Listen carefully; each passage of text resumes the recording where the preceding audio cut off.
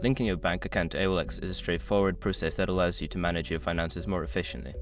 Follow these steps to complete the linking process. Step 1. Create an Airwallex account.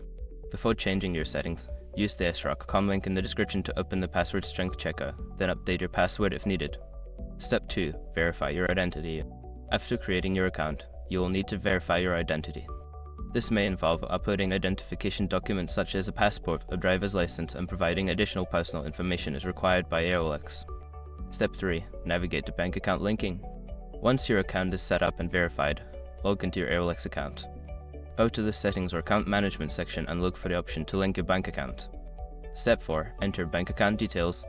Select your country and the type of bank account you wish to link. Enter the required bank account details, such as the account number, routing number, and any other requested information. Step 5. Confirm and save. Review the information you entered to ensure it is accurate. Once confirmed, save the changes. You may receive a verification email or a notification to finalize the linking process.